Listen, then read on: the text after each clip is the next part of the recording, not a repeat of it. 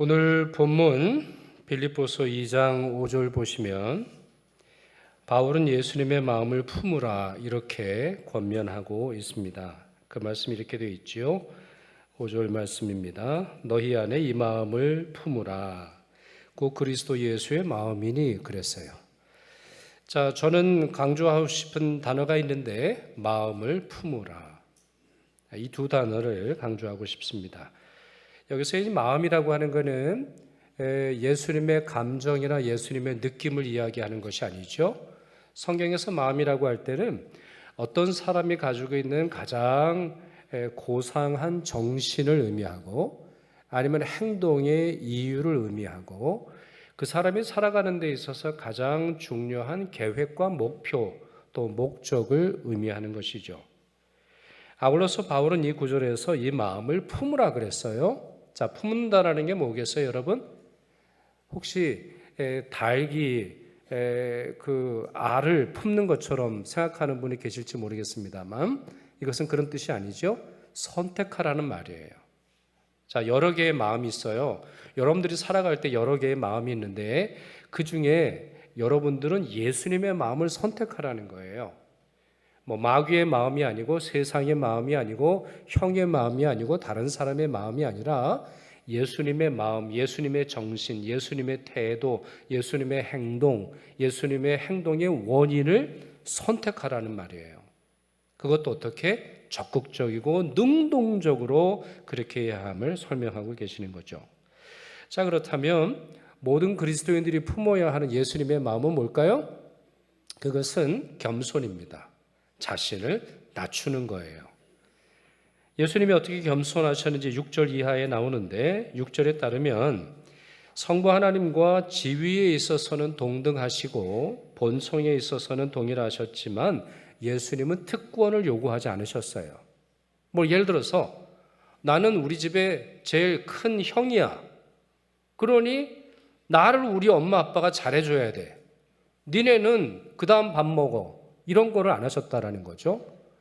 예수님은 성부 하나님과 동등한 지위와 동일한 신성을 지니셨지만 특권을 요구하지 않으셨어요.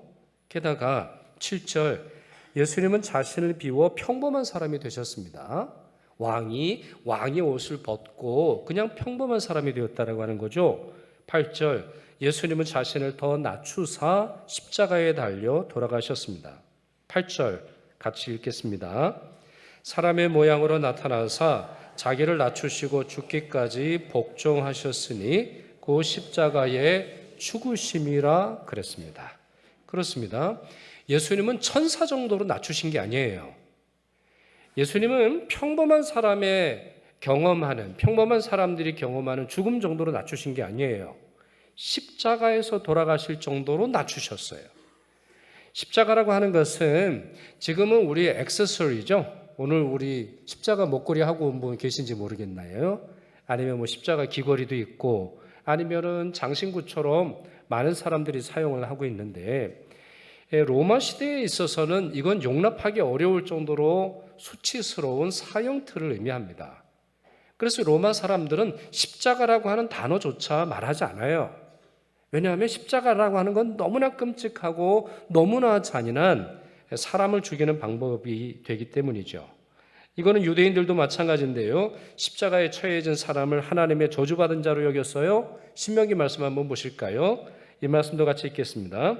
그 시체를 나무 위에 밤새도록 두지 말고 그날에 장사하여 내 하나님 여호와께서 내게 주신 기업을 주시는 땅을 더럽히지 말라. 나무에 달린 자는 하나님께 저주를 받았음이니라 그랬어요. 아니 여러분, 사람이 나무에서 생명을 잃게 되면 그 피가 땅에 떨어지겠죠. 그런데 이 사람의 피는 땅에 떨어지지 말도록 하는 그런 말씀이 있다라는 거거든요. 말씀이 있다라는 거예요. 그 이유는 어디 있어요? 나무에 달린 사람은 하나님께 저주받은 사람이기 때문에 하나님에게 저주받은 사람의 피가 땅을 더럽히지 못하도록 하라. 이렇게 율법에서 쓰여 있을 정도였죠. 그렇습니다. 인간이 태어나서 죽을 때까지의 모든 경험을 사다리로 비유한다고 할 때 예수님은 가장 낮은 사다리의 아랫단, 가장 밑에 단에 해당되는 삶과 죽음을 당하셨습니다. 예수님의 성탄절 기억나시죠? 예수님이 태어나셔서 어디에 누우셨죠? 말구유에 눕지 않으셨나요? 가장 낮은 곳에 예수님은 태어나셨고 가장 낮은 곳에서 예수님은 생명을 다하게 되신 것이죠. 빌립보서 오늘 본문은 그분이 겸손하셨기 때문이라고 설명을 하는데요. 그 방법이 우리를 구원하시는 하나님의 계획이었기 때문입니다. 자, 그런데요, 이런 겸손은 존귀함으로 바뀝니다. 성부 하나님이 바꿔주셨어요. 9절부터 나오는 말씀인데요. 성부 하나님께서 예수님을 높이사 예수님의 이름을 세상의 모든 존재보다 뛰어나게 하십니다. 9절 제가 읽겠습니다.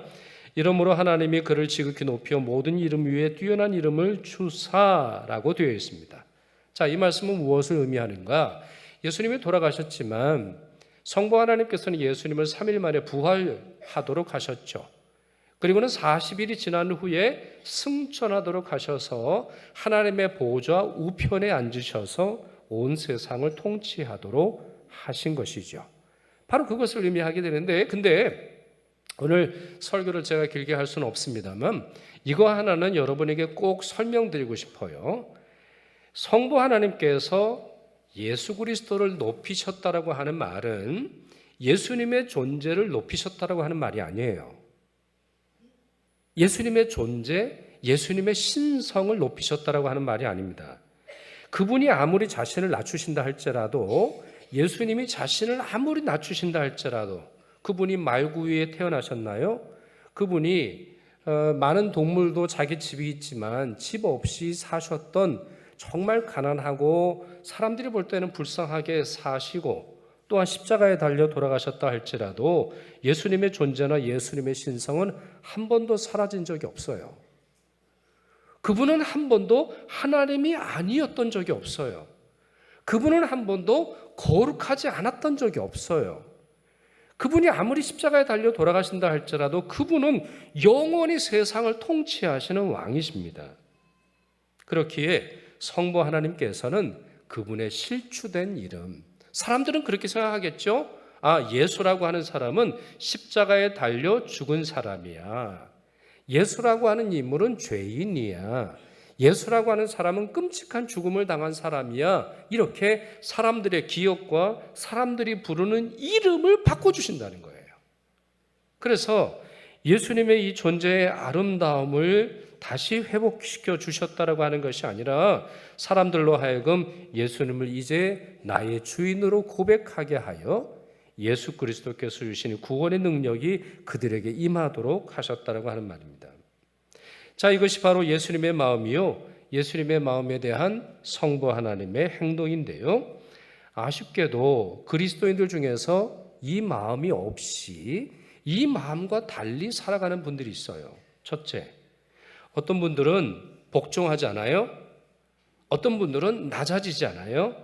어떤 분들은 내려놓음 없이 높아지고 존경받고 내가 누구보다 먼저 밥을 먹고 내가 누구보다 더 높은 자리에 올라야 성이 찬 그런 분들이 있어요. 반면에 이런 분도 있어요. 어떤 분들은 자기가 가지고 있는 아름다움을 알지 못하고 자신을 비하하거나 지나친 열등감으로 괴로워하는 분들이 있어요. 다시 말씀드립니다. 조금 전에 설명드린 것처럼 예수님은 한 번도 그분의 신성이 사라진 적이 없어요. 그분의 하나님으로서의 특권을 요구하지 않으셨을 뿐이지 그분은 여전히 아름다우셨고 그분은 십자가에서도 너무너무나 놀라운 거룩함을 가지고 계셨죠.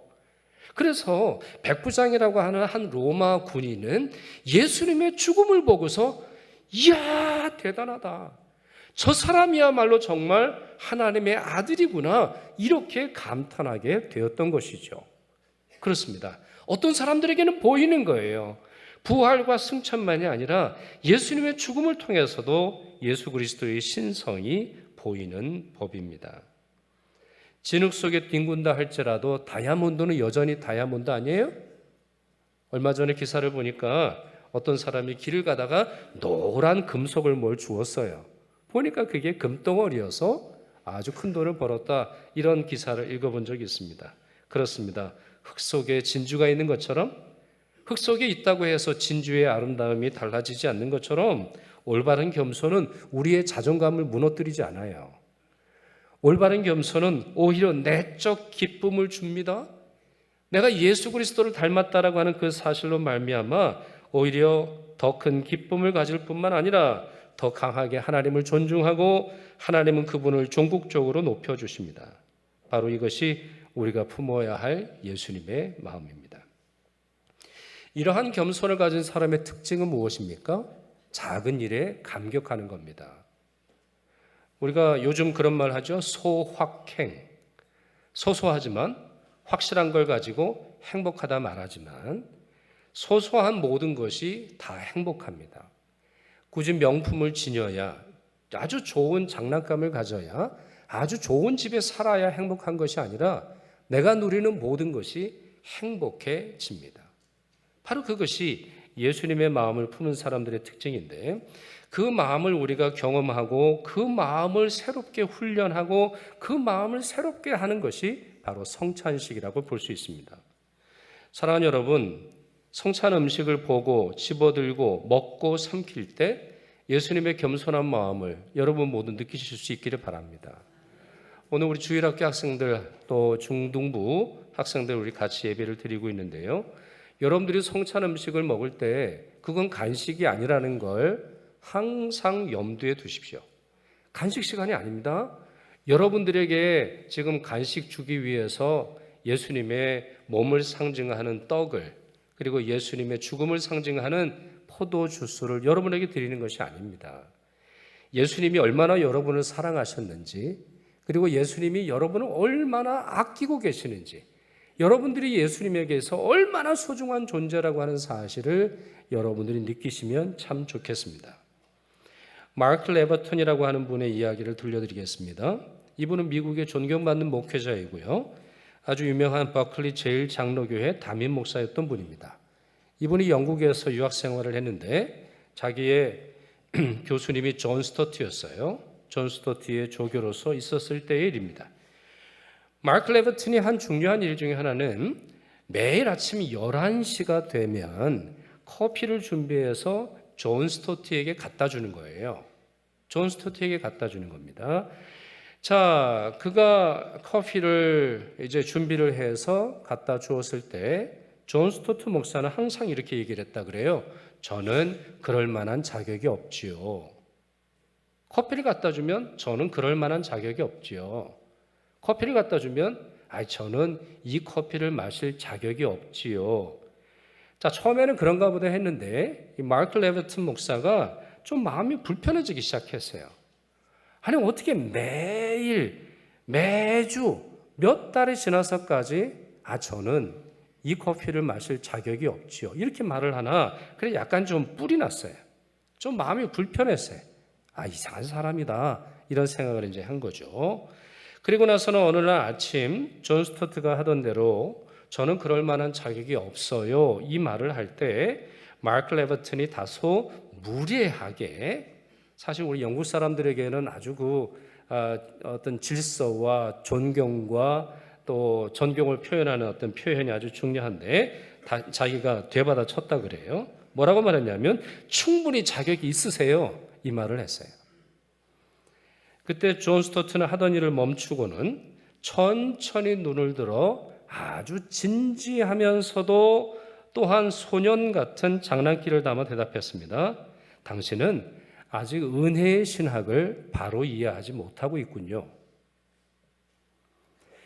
그러자 마크 레버튼이 어색하게 이제 웃으면서 대답을 했어요. 아마 그랬겠죠. 미국인들이 잘하는 거 뭐 있잖아요. 이러면서 Just a coffee. 아마 이랬을지 모르겠어요. 커피 한 잔일 뿐입니다. 교수님 뭐가 이렇게 대단하다고 뭐가 그렇게 진지하세요. 뭐 커피 한 잔 가지고 이렇게 말을 했어요. 그때 존 스토트 목사가 이렇게 작은 소리로 말했다고 합니다. 그것이 정말 중대한 일의 시작입니다. 커피 한 잔도 정말 이것을 받아들일 수 없는 연약하고 부족한 나에게 주신 하나님의 은혜로 느껴질 때 바로 그 사람은 겸손한 사람이고 바로 그 사람은 겸손하신 예수 그리스도의 마음을 가지고 있다 볼 수 있습니다. 성찬식을 생각을 해보십시오. 성찬식에서 우리가 먹고 마시는 음식을 떠올려 보십시오. 아주 작을 뿐입니다. 아주 작아요. 아주 한 피스의 빵 조각을 여러분에게 드리고 아주 작은 포도 주스에 지나지 않지요. 그러나 그 가운데 모든 것이 담겨 있습니다. 자신을 내어주신, 자신을 낮추신 성부 하나님과 동등하시지만 성부 하나님과 동등하신 신성을 가지고 계시지만 그분의 본성은 너무나 거룩하고 너무나 찬란하고 너무나 놀랍고 너무나 탁월한데도 불구하고 그 모든 것들을 희생하사 우리를 위해 모든 것을 내어주신 그분의 몸과 그분의 죽음을 상징하고 있습니다. 그래서 누군가는 그저 작은 음식에 지나지 않겠습니다만 믿음의 사람, 겸손의 의미를 아는 사람은 떨면서 받게 되는 은혜의 음식이 되는 것입니다. 우리는 사실 주님의 구원의 잔치에 참여할 자격이 없던 사람들입니다. 우리는 이 식탁에, 이 영적인 교제에, 이 영적인 부름에 거절했던 사람이지만 우리를 포기하지 아니하셨고 우리를 불러주신 예수 그리스도의 사랑으로 말미암아 이 잔치에 참여할 자격을 얻었습니다. 이 사실을 잊지 마십시오. 그러니 이 성찬 음식을 먹고 마심으로 겸손하신 예수님의 마음이 우리 마음에 채워지기를 소망합니다. 그리고 겸손하신 예수님의 모습을 닮아가시는 여러분 되시기를 축원합니다.